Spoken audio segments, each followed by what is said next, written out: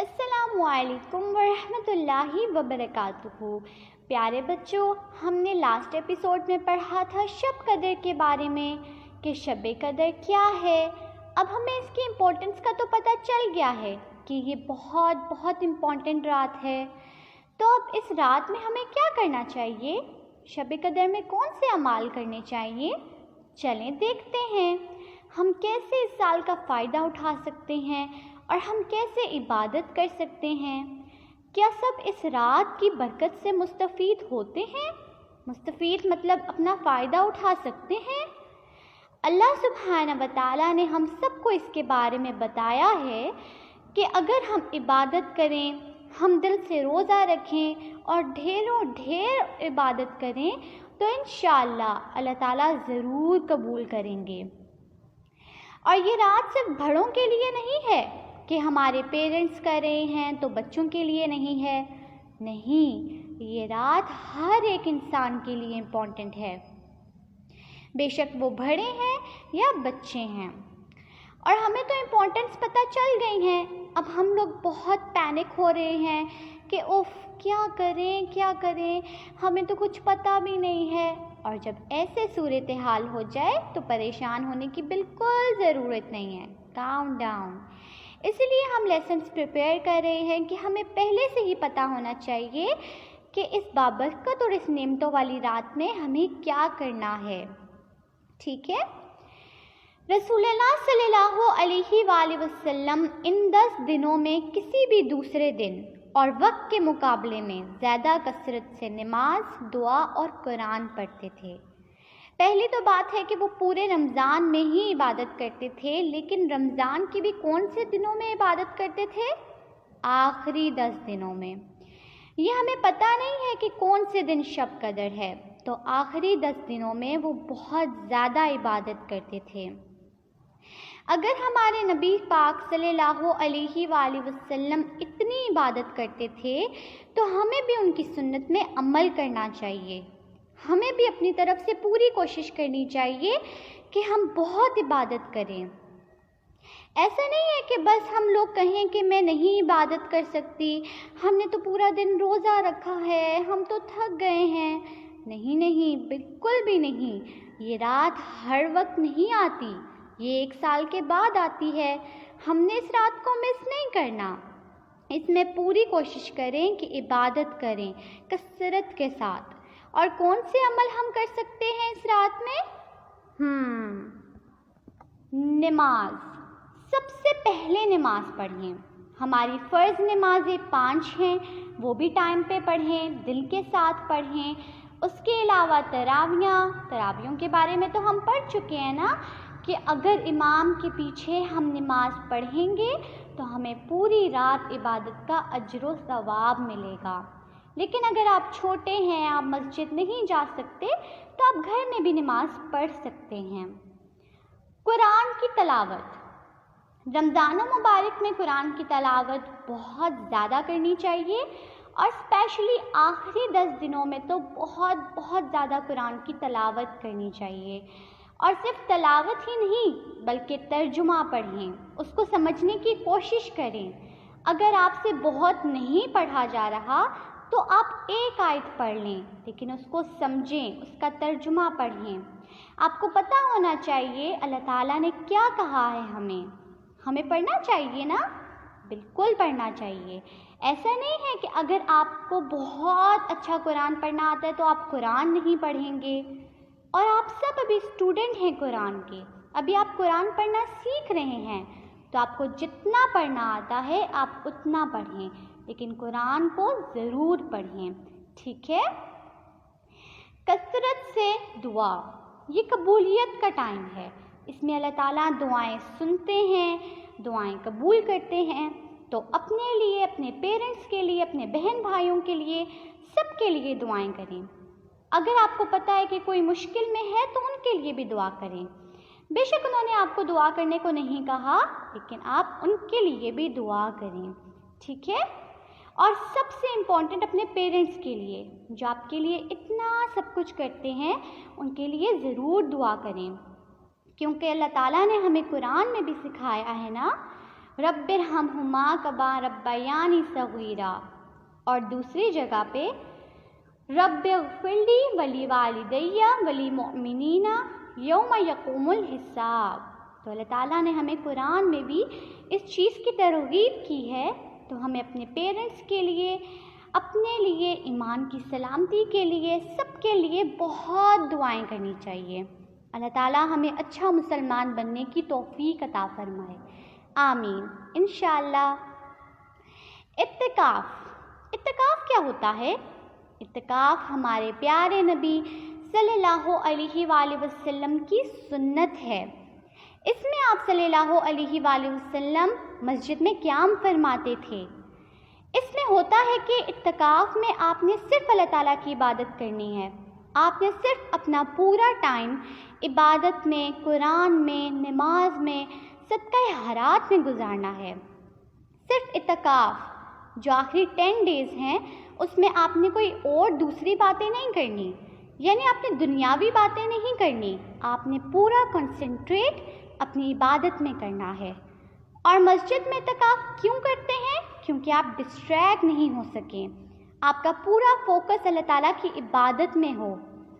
اور اگر آپ بچے ہیں، آپ 10 دن اعتکاف نہیں بیٹھ سکتے تو آپ 3 دن بھی اعتکاف بیٹھ سکتے ہیں، یا یہ کہ آپ جب بھی مسجد میں جائیں اور نیت کریں کہ جب تک میں مسجد میں ہوں عبادت کریں گے۔ اور اگر نہیں جا سکتے مسجد تو گھر میں بہت عبادت کریں۔ اعتکاف ہمارے نبی پاک صلی اللہ علیہ وآلہ وسلم کی سنت ہے، اور آخری 10 دنوں میں مسجد میں اعتکاف کیا جاتا ہے۔ صدقہ کرنا، صدقہ تو بہت امپورٹنٹ ہے۔ صدقہ کا مطلب ہے کسی کی ہیلپ کرنا، اور زکوٰۃ بھی ہم پر فرض ہے، لیکن اس فرض زکوٰۃ کے علاوہ بھی صدقہ خیرات کرنا بہت ضروری ہے۔ اگر آپ کو کسی کے بارے میں پتہ ہے، کوئی نیڈی ہے، کسی کو ہیلپ کی ضرورت ہے، تو پلیز آپ اس کی ہیلپ کریں، تاکہ وہ بھی رمضان مبارک کے مہینے میں کسی بات سے پریشان ہوئے بغیر اپنی عبادت کر سکیں۔ دیکھیں، اگر ایک انسان کو کسی کی ضرورت ہے، اس کے پاس کھانا نہیں ہے، تو وہ رمضان میں عبادت نہیں کر سکے گا نا، تو ان کو تو یہ فکر ہوگی کہ ہم نے کھانا کھانا ہے، ہمیں بھوک لگی ہے، ہم نے پورا دن روزہ رکھا ہے، کچھ کھانے کو نہیں ہے، وہ کنسنٹریٹ نہیں کر سکیں گے۔ تو اگر آپ ان کی ہیلپ کریں گے، آپ ان کو زکوٰۃ دیں گے، آپ ان کو صدقہ دیں گے، اللہ تعالیٰ کے نام پر ان کو پیسے دیں گے یا کھانا دیں گے، کچھ بھی دیں گے، تو وہ پرسکون ہوں گے، اور آپ کو وہ ڈھیروں ڈھیر دعائیں بھی دیں گے، اور بہت آرام سے رمضان کے روزے رکھیں گے، اور انہیں اللہ تعالیٰ کی عبادت کرنے کا ٹائم بھی ملے گا۔ تو ہمیں اس چیز کا بہت خیال رکھنا چاہیے، ٹھیک ہے؟ اچھے اعمال کی کثرت، اس دن آپ کو بہت اچھے کام کرنے چاہیے۔ اچھا، وہ صرف نماز، روزہ، صدقہ، دعا ہی نہیں ہے، بلکہ آپ کسی کی مدد کرنا، کسی کے کام آنا، اچھی بات کرنا، مسکرا کے سب کو دیکھنا، ایون کہ اپنے پیرنٹس کی ہیلپ کرنا تاکہ وہ بھی عبادت کر سکیں۔ اگر آپ کی مما پورا دن آپ لوگوں کے لیے کھانا بنائیں گی کہ میرے بچے بھوکے ہیں، وہ روزے سے ہیں، تو انہیں تو عبادت کا ٹائم ہی نہیں ملے گا کہ وہ نماز پڑھ سکیں، وہ عبادت کر سکیں۔ تو آپ کو چاہیے کہ آپ اپنی مما کی ہیلپ کروائیں، ان کے کام کو شیئر کریں، تاکہ انہیں بھی زیادہ سے زیادہ عبادت کرنے کا ٹائم ملے، ٹھیک ہے؟ اپنے بڑوں کے کام آئیں، اپنے چھوٹے بہن بھائیوں کی ہیلپ کریں، انہیں قرآن پڑھنا سکھائیں، تو اچھے اعمال کی کثرت کریں۔ اچھا، اس دن سب کو خوشی ہوتی ہے کہ جب آپ اچھے کام کرتے ہیں، سب آپ سے بہت خوش ہوتے ہیں، اللہ تعالیٰ آپ سے خوش ہوتے ہیں، آپ کے پیرنٹس آپ سے خوش ہوتے ہیں، اور گھر میں جہاں جہاں آپ پھرتے ہیں اچھائی پھیلتی ہے۔ تو کثرت سے اچھے کام کریں۔ گناہوں سے معافی مانگنا، یہ تو ہے ہی قبولیت کا ٹائم، یہ تو ہے ہی مغفرت کا مہینہ۔ اس میں اللہ تعالیٰ سے اپنے گناہوں کی معافی مانگیں۔ اگر آپ سے کچھ برا کام ہو گیا، یا آپ نے جھوٹ بولا، یا آپ سے چغلی ہوئی، تو آپ نے اللہ تعالیٰ سے معافی مانگنی ہے۔ یہ تو اللہ اور آپ کے درمیان سیکرٹ ہے نا، یہ ہمیں اناؤنس نہیں کرنا چاہیے کہ آپ سے کیا کیا گناہ ہو گئے، لیکن اللہ تعالیٰ تو معاف کرنے والے ہیں۔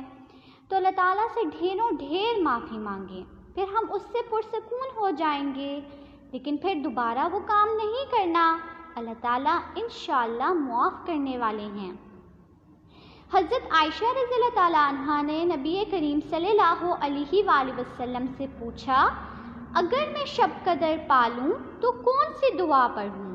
نبی اکرم صلی اللہ علیہ وآلہ وسلم نے فرمایا، کہو اللہم انک عفو تحب العفو فاعف عنی، یا اللہ تو معاف کرنے والا ہے، معاف کرنا پسند کرتا ہے، لہٰذا مجھے معاف فرما۔ کتنی خوبصورت دعا ہے نا، سبحان اللہ، کتنی التجا ہے کہ ہم اللہ تعالیٰ سے کہہ رہے ہیں کہ اللہ تعالیٰ آپ معاف کر سکتے ہیں اور آپ کو معاف کرنا پسند بھی ہے، اور کتنی پیاری ریکویسٹ ہے کہ یا اللہ اگر آپ کو پسند ہے معاف کرنا تو آپ مجھے بھی معاف کر دے، مجھے میرے سارے گناہ، میری ساری بری باتیں، میرے ہر برے کام سے مجھے معاف کر دے۔ شب قدر کی علامتیں۔ اب یہ علامتیں شب قدر کی ہمیں کیسے پتہ چلیں گی؟ یہ ہمیں قرآن اور نبی پاک صلی اللہ علیہ وآلہ وسلم سے پتہ چلیں گی۔ وہ رات کھلی ہوئی چمکدار ہوتی ہے، صاف شفاف خاص قسم کی چمک، سکون، صاف شفاف رات ہوتی ہے۔ اس صبح کو سورج اس طرح طلوع ہوتا ہے کہ اس کی سرخی مدھم ہوتی ہے، یعنی بہت تیز لائٹ نہیں ہوتی کہ آپ کی آنکھوں میں لگ رہی ہوتی ہے، بہت مدھم ہوتی ہے، بہت آرام سے آپ اس کو فیل کر سکتے ہو۔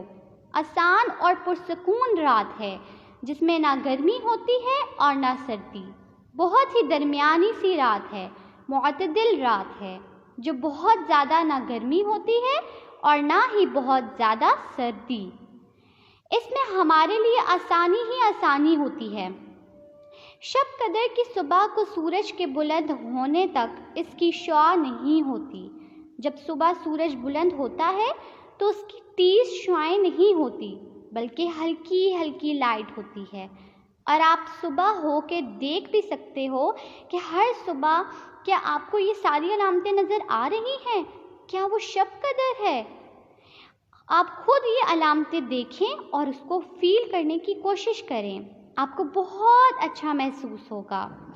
یہاں پہ ہمارا آج کا لیسن ختم ہوتا ہے۔ انشاءاللہ ہم نیکسٹ ایپیسوڈ میں رمضان کے بارے میں بہت کچھ جانیں گے۔ تب تک کے لیے اپنا بہت سا خیال رکھیے گا اور دعاؤں میں یاد رکھیے گا۔ اللہ حافظ۔ السلام علیکم ورحمۃ اللہ وبرکاتہ۔